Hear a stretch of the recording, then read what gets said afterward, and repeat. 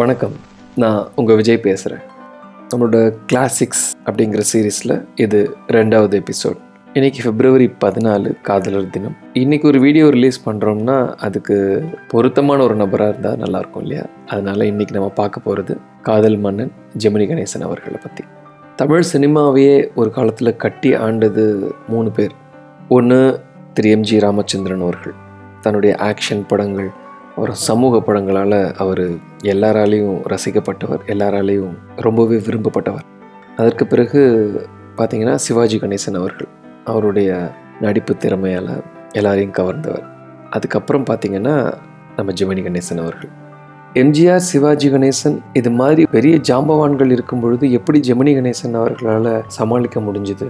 அவர் action ஹீரோவாகவும் இருந்ததில்லை, இல்லை பயங்கரமாக உருகி நடித்தும் நம்ம நிறைய படங்கள் பார்த்ததில்லை. இருந்தும் அவருடைய படங்கள் தனித்தன்மையாக இருந்ததுக்கு காரணம் என்ன அப்படின்னு கேட்டிங்கன்னா, ஜெமினி கணேசன் அவர்கள் சிவாஜி கணேசன் மாதிரியோ MGR மாதிரியோ நாடகத்துறையிலேருந்து வரல. அதனால் ஜெமினி கணேசன் அவர்களுடைய நடிப்பு ஆர்ப்பாட்டம் இல்லாத இயல்பான நடிப்பாகவே இருக்கும். பார்க்குற ரசிகர்களுக்கு தன்னையோ தன்னை சார்ந்தவர்களோ யாரோ ஒருத்தர் திரையில் தோன்றுறாங்க அப்படிங்கிற மாதிரியான ஒரு உணர்வை ஏற்படுத்துவார். இவரோட இயற்பெயர் ராமசாமி கணேசன் அப்படிங்கிறது. 1920 வருஷம் பிறந்திருக்காரு. ஸோ இன்னைய தேதிக்கு அவருக்கு கிட்டத்தட்ட 102 வயசாகுது. இவர் பிறந்தது அந்த காலத்து சென்னை மாகாணத்துக்கு உள்ளே இருந்த புதுக்கோட்டையில். இவருடைய குடும்பத்தில் இவர் மட்டும்தான் ரொம்ப பிரபலமானவரா அப்படின்னு கேட்டிங்கன்னா இன்னொருத்தரும் இருக்காங்க. அது இவருடைய அத்தை. இவரோட அத்தை யாருன்னு கேட்டால் நீங்கள் ஆச்சரியப்படுவீங்க. இவருடைய அத்தை தான் இந்தியாவுடைய முதல் பெண் டாக்டர். பேர் ஞாபகத்துக்கு வருதா? அவங்க பேர் டாக்டர் முத்துலக்ஷ்மி ரெட்டி. ஒரு திண்ணைப்பள்ளியில் படித்து பெண் கல்விக்கு பயங்கரமான எதிர்ப்புகள் இருந்த அந்த காலகட்டத்திலேயே கல்லூரியில் சேர்ந்து படித்தவங்க. தன்னுடைய அம்மா நோய்வாய்ப்பட்டு இறந்ததை நேரில் பார்த்த முத்துலக்ஷ்மி அவர்கள் தான் ஒரு மருத்துவராகி நிறைய பேருக்கு உதவணும் அப்படிங்கிற மனநிலையோடு கஷ்டப்பட்டு டாக்டர் ஆனாங்க. ஸோ இந்த முத்துலக்ஷ்மி ரெட்டி அவர்கள் தான் நம்ம ஜெமினி கணேசன் அவருடைய அத்தை. கொஞ்ச நாள் ஜெமினி கணேசன் இவங்க வீட்டில் தான் தங்கி படித்தார். அதற்கு பிறகு திரும்பவும் புதுக்கோட்டை போயிட்டார். பள்ளி படிப்பு எல்லாமே புதுக்கோட்டையில் முடிச்சுட்டு அதுக்கப்புறம் சென்னையில் மெட்ராஸ் கிறிஸ்டியன் காலேஜ், MCC அப்படின்னு சொல்லுவோம் இல்லையா, அங்கே BSc கெமிஸ்ட்ரி படித்தார். தன்னுடைய இளங்கலை கல்லூரி படிப்பு முடிஞ்சுது. அதற்கு பிறகு தன்னுடைய அத்தையை போலவே படித்து மருத்துவராகணும், அதுவும் லண்டனில் படிக்கணும் அப்படின்னு ஆசைப்பட்டார். ஆனால் அவருடைய பொருளாதார வசதி அதுக்கு இடம் கொடுக்கல. அந்த காலகட்டத்தில் தான் TR அலமேலு அப்படிங்கிறவங்கள அவர் கல்யாணம் பண்ணுறாரு. அவங்கள செல்லமாக பாப்ஜி அப்படின்னு கூப்பிடுவாங்க. எதனால் படிக்கிற நேரத்தில் கல்யாணம் பண்ணார்? ஏன்னா அலமேலுவோடைய அப்பா தன்னுடைய மகளை திருமணம் செஞ்சுக்கிட்டாக்கா அவர் லண்டனில் போய் படிக்கிறதுக்கு எல்லா வசதிகளும் செஞ்சு தரேன் அப்படின்னு சொல்லியிருந்தார். அதனால தான் ஜெமினி கணேசன் அவ்வளோ சீக்கிரமாக கல்யாணம் பண்ணிக்கிட்டார். ஆனால் கல்யாணம் முடிஞ்ச ஒரே மாதத்தில் எதிர்பாராத விதமாக அவருடைய மாமனார் இறந்து போகிறார். ஜெமினி கணேசன் அவருடைய மருத்துவ படிப்புக்கான கனவு தகர்ந்து போகுது. வேறு வழி இல்லாமல் தான் படித்த MCC கல்லூரியிலேயே வேதியியல் துறையில் லெக்சரராக மாறுறார். 1947 வருஷம் ப்ரொடக்ஷன் எக்ஸிக்யூட்டிவாக ஜெமினி ஸ்டுடியோஸில் சேர்றாரு. அங்கே திரைப்படங்களில் நடிப்பதற்கு நடிகர் நடிகையரை தேர்ந்தெடுக்கிற துறையில் வேலை செய்ய ஆரம்பித்தார். அந்த நேரத்தில் ஜெமினி நிறுவனம் மிஸ் மாலினி அப்படிங்கிற ஒரு படத்தை தயாரிக்கிறாங்க. அதில் ஒரு சின்ன ரோலில் நடிக்கிறதுக்கு ஜெமினி கணேசனுக்கு வாய்ப்பு கிடைக்குது. அதுலேயும் பார்த்திங்கன்னா வில்லன் வேஷம்.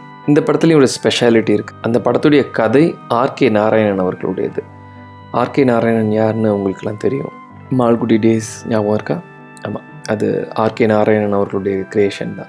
அந்த படம் பொருளாதார ரீதியாக பெரிய வெற்றி பெறலை. ஆனால் அந்த படத்துடைய ஹீரோயின் புஷ்பவள்ளி அப்படிங்கிறவங்க ஜெமினி கணேசன் அவருடைய வாழ்க்கைக்குள்ளே நுழைவதற்கு ஒரு வாய்ப்பு அமைஞ்சுது. அதுக்கப்புறம் சக்கரதாரி அப்படின்னு ஒரு படத்தில் நடித்தார். அதுக்கப்புறம் 3வதாக தாய் உள்ளம் அப்படிங்கிற ஒரு படத்தில் நெகட்டிவ் கேரக்டரில் நடித்தார். இந்த படத்தில் ஒரு சுவாரஸ்யமான விஷயம் என்னன்னாக்கா, இந்த படத்துடைய ஹீரோ பிரபல வில்லன் நடிகர் RS மனோகர் அவர்கள். பிற்காலத்தில் அப்படியே பிளேட் மாறிச்சு. ஜெமினி கணேசன் அவர்கள் ஹீரோவை நடிக்க பல படங்களில் RS மனோகர் அவர்கள் ஜெமினி கணேசனுக்கு வில்லன் நடிச்சிருந்தார். இந்த காலகட்டத்தில் இந்த பெயர் குழப்பங்கள் எல்லாம் தடுக்கிறதுக்கு தன்னுடைய பெயருக்கு முன்னாடி ஜெமினி அப்படிங்கிற அடைமொழியை சேர்த்துக்கிட்டாரு. அதுக்கப்புறம் வந்தது அவருடைய 4வது படம் மனம் போல மாங்கல்யம் அப்படிங்கிற படம். தன்னுடைய 4வது படத்துலேயே இரட்டை வேடம் கிடைச்சிது. இந்த காலத்தில் யாருக்காவது கிடைக்குமோ அது மாதிரி ரொம்ப கஷ்டம் இல்லை. ஆனால் அது நல்லபடியாக உபயோகப்படுத்திக்கிட்டார் ஜெமினி கணேசன். அதுக்கப்புறம் தான் அவருடைய வாழ்க்கையே தொடங்குச்சு அப்படின்னு சொல்லலாம். ஏன்னா அந்த படத்தில் ஒரு வேடத்துக்கு ஜோடியாக நடித்தது நடிகை திலகம் சாவித்ரி அவர்கள். நான் முன்னாடியே சொன்னது மாதிரி எம்ஜிஆர் சிவாஜி அப்படிங்கிற 2 பெரும் சக்திகளுக்கு இடையில் கிட்டத்தட்ட ஒரு 20 வருடங்கள் ஏகப்பட்ட ஹிட்டை கொடுத்தவர் தான் ஜெமினி கணேசன் அவர்கள். இன்னொன்று வந்து ரொம்பவுமே ஸ்டைலிஷான ஜென்டிலான கதாபாத்திரங்களில் நடிப்பார். ஏன்னா அதுக்கு அவருடைய கல்லூரி படிப்பு, அவருக்கு ஆங்கிலத்தில் இருந்த புலமை, அது எல்லாமே ரொம்பவுமே கை கொடுத்தது. எனக்கெல்லாம் ஜெமினி கணேசன் அவர்கள் ஒரு விவசாயியாக பார்க்குறதுக்கோ இல்லைன்னா ஒரு குறவர் இனத்தை சார்ந்தவராக பார்க்குறதுக்கோ மனசே வராது. ஏன்னா அவருடைய உருவ அமைப்பு அப்படி. அப்புறம் கொஞ்சம் கொஞ்சமாக அவர் காதல் மன்னன் அப்படின்னு அழைக்கப்பட்டார். இவர் காதல் மன்னன் அப்படின்னு அழைக்கப்பட்டதுக்கு இன்னொரு காரணம் என்ன அப்படின்னு சொன்னாக்கா, பார்த்தால் பசித்திரும் படத்தில் சிவாஜி கணேசன் இவரை காதல் மன்னன் கூப்பிடுவார். ஏன்னா ஜெமினி கணேசனுக்கு ஒரு திருமணம் நடந்திருக்கும். ஆனால் அந்த திருமணத்துக்கு முன்னாடியே ஒரு மலைஜாதி பெண்ணை கல்யாணம் பண்ணி அவங்களுக்கு ஒரு குழந்தை இருக்கும். அந்த குழந்தை கமல்ஹாசன். அந்த மலைஜாதி பெண் வந்து சாவித்திரி நடிச்சிருந்தாங்க. ஸோ அதனால் சிவாஜி கணேசன் வந்து என்னப்பா காதல் மன்னா அப்படிங்கிற மாதிரி சொல்கிற மாதிரி சில டைலாக் வரும். அதிலிருந்து அவருடைய அடைமொழியே காதல் மன்னன் அப்படின்னு ஆனிச்சு.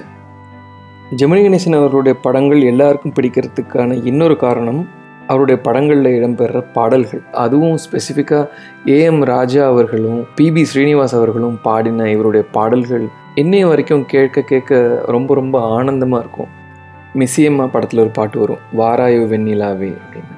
அந்த பாட்டை பிடிக்காதவங்க யாராவது இருந்தீங்கன்னா கை தூக்குங்க. பார்த்தீங்களா, எனக்கு எந்த கையுமே தெரியல. ஏன்னா எல்லாருக்குமே இந்த பாட்டு பிடிக்கும். எப்படி டிஎம் சௌந்தரராஜன் பாடினாக்கா அது சிவாஜி கணேசன் பாடுற மாதிரியே இருக்குமோ, அதே மாதிரி ஏஎம் ராஜா அவர்களும் பிபி ஸ்ரீனிவாஸ் அவர்களும் பாடுறது அப்படியே ஜெமினி கணேசன் பாடுற மாதிரி இருக்கும். சமீபத்தில் நம்மளை விட்டு மறைந்த திரு எஸ்பிபி அவர்களுடைய முதல் பாடல் இவருடைய படத்துக்காக தான். சாந்தி நிலையம் அப்படிங்கிற படத்தில் இயற்கை என்னும் இளைய கன்னி அப்படிங்கிற பாடல் தான் திரு எஸ்பிபி அவர்களுடைய முதல்ல வெளிவந்த பாடல். அது இவருடைய படத்தில் தான். எந்த படத்துலையுமே எல்லாரையும் தூக்கி அடித்து சாப்பிட்ற மாதிரியான ஒரு கேரக்டர்ஸ்லாம் இருக்குது. ரொம்ப ரொம்ப கிரவுண்டடாக, ரொம்ப மென்மையான ஒரு கேரக்டராக தான் நடிச்சிருப்பார். இந்த மாதிரியான கேரக்டர் தான் இவரை வந்து ரொம்பவுமே சோகமான படங்களில் நடிச்சுக்கிட்டு இருந்த சிவாஜி கணேசன் படங்கள்ல இருந்தும், ரொம்பவுமே ஹீரோயிசம் வச்சுருந்த எம்ஜிஆர் படங்கள்ல இருந்தும் தனியாக பிரித்து காமிச்சுது. அவர் நடித்த தேன் நிலவு படம் பாருங்கள், ரொம்ப நல்லாயிருக்கும். அந்த காலகட்டங்களில் சில்வர் ஜூப்ளி நாயகன், அதாவது வெள்ளி விழா நாயகன் அப்படிம்பாங்க. கண்டிப்பாக அவருடைய படங்கள் வந்து எந்த தயாரிப்பாளருக்கும் நஷ்டத்தை ஏற்படுத்தாமல் எல்லா படங்களுமே தொடர்ந்து ஓடிக்கிட்டே இருக்கும்.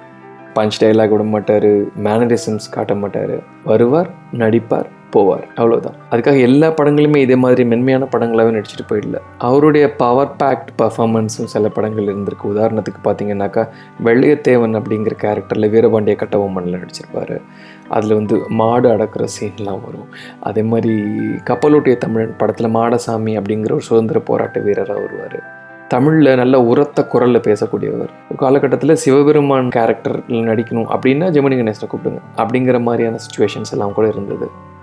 பிற்காலத்தில் வந்த நடிகர் முத்துராமன், அப்புறம் ஏவிஎம் ராஜன், ரவிச்சந்திரன், இது மாதிரியான நடிகர்களுக்கெல்லாம் கொஞ்சம் முன்னோடி யார் அப்படின்னு பார்த்தாக்கா ஜெமினி கணேசன் அவர்கள் தான்.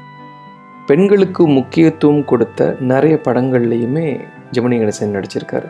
படங்கள் மட்டுமல்ல, சில பாடல்களில் கூட பார்த்திங்கனாக்கா, இப்போ மாலை பொழுதின் மயக்கத்திலே அந்த பாட்டில் ஜெமினி கணேசன் கேரக்டர் பாடலன்னு நம்ம யாருக்குமே தோணாது. ஆனால் ஜெமினி கணேசன் அந்த பாட்டில் நம்ம அட்மையர் பண்ணுவோம்.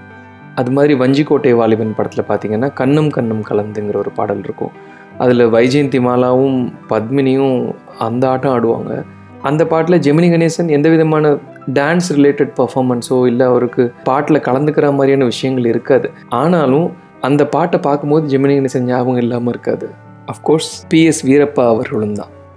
சில இயக்குனர்கள் நடிகர்களை தன்னுடைய பாணிக்கு அழைச்சிட்டு வருவாங்க. அப்படி அழைச்சிட்டு வர்றதுக்கு அனுமதிக்கிற நடிகர்களை இயக்குனர் நடிகர் அப்படின்னு சொல்லுவாங்க. Directors actor. நம்ம ஜெமினி கணேசன் ஒரு டைரக்டர்ஸ் ஆக்டர். சிவாஜி கணேசன் கூட நிறைய படங்கள் நடிச்சிருக்காரு. முன்னாடியே பார்த்த மாதிரி வீரபாண்டிய கட்டபொம்மன், கப்பலோட்டிய தமிழன், அந்த மாதிரிலாம் நடிச்சிருக்காரு. அதே மாதிரி எம்ஜிஆர் கூட ஒரே ஒரு படம் நடிச்சிருக்காரு. அந்த படத்தோட பேர் முகராசி அப்படிங்கிறது. அந்த காலத்து மாயாஜால படங்களான மாயா பஜார், கணவனை கண் கண்ட தெய்வம், மணாலனை மங்கையின் பாக்கியம், அந்த மாதிரி படங்கள்லாம் ரொம்ப சுவாரஸ்யமாக இருக்கும். இன்றைக்கும் கூட நம்ம அதெல்லாம் பார்க்கலாம். இப்படி ஒரு நீண்ட கலை பயணத்தை கொண்ட ஜெமினி கணேசன் அவர்கள் அப்படியே படம் நடிக்கிறதை நிறுத்திடல. வயதானாலுமே தொடர்ந்து படங்கள் நடிச்சுக்கிட்டு தான் இருந்தார். அதில் எனக்கு ரொம்ப பிடிச்ச படம் உன்னால் முடியும் தம்பி. இயக்குனர் சிகரம் கே பாலச்சந்தர் அவர்கள் இயக்குனது. அதில் பார்த்தீங்கன்னா அப்பா கேரக்டர் பண்ணியிருப்பார். தன்னுடைய மகனை சகிச்சிக்க முடியாத பிறகு மகனுடைய செயல்கள் எல்லாத்தையும் புரிஞ்சுக்கிட்டு அவருக்கு சப்போர்ட் பண்ணுற மாதிரியான ஒரு கேரக்டர் நடிச்சிருப்பார். அதுக்கப்புறம் அவ்வை சண்முகி ஒரு ரொமான்டிக் ஹீரோவை நடிச்சிருப்பார் அந்த வயசில். அப்புறம் மேட்டுக்குடி எல்லாம் மறக்க முடியாது, கவுண்டமணி கூட சேர்ந்து சரிக்கு சரி காமெடி பண்ணியிருப்பார். கடைசியாக அவர் நடித்த படம் அடிதடி, சத்யராஜ் அவர்களுடைய படம். 1960களில் வந்து அவருடைய படங்கள் எல்லாமே பொதுவாக காதல், திருமணம், அப்புறம் ஃபேமிலி ட்ராமா அதே மாதிரியான கதைகளாகவே இருந்ததால் அவருக்கு பெண் ரசிகர்கள் அதிகம். அவருக்கு திரையில் மட்டும் காதல் மன்னன் அப்படிங்கிற பெயர் இல்லை, திரைக்கு வெளியேயும் அவர் காதல் மன்னனாக தான் இருந்திருக்காரு. பட் நம்ம அந்த பாதையில் போய் ரொம்ப பார்க்க போகிறதில்ல. ஹிந்தி மொழியிலையும் பல படங்கள் நடிச்சிருக்கிற நம்ம ஜெமினி கணேசன் அவர்கள் பத்மஸ்ரீ உள்ளிட்ட பல விருதுகளை வாங்கியிருக்காரு. கிட்டத்தட்ட 50 வருடங்கள் திரைத்துறையிலிருந்து ஜெமினி கணேசன் அவர்கள் புராண படங்கள்லேயும் சமூக படங்கள்லேயும் ஸ்கூல் டீச்சராக, இராணுவ வீரனாக, பயந்தாங்கொழியா பல பல வேடங்கள்லாம் எடுத்து பல படங்களில் நடித்து நம்ம எல்லாத்தையும் மகிழ்விச்சிருக்கார். இப்படிப்பட்ட ஒரு முழுமையான கலைஞனை பற்றி எனக்கு தெரிஞ்ச, நான் படித்த, கடந்து வந்த விஷயங்களை உங்கள் கூட பகிர்ந்துக்கிட்டதில் எனக்கு ரொம்பவே மகிழ்ச்சி. மறுபடியும் நம்மளுடைய அடுத்த எபிசோடில் சந்திப்போம். அது வரைக்கும் நான் உங்கள் விஜய். வணக்கம்.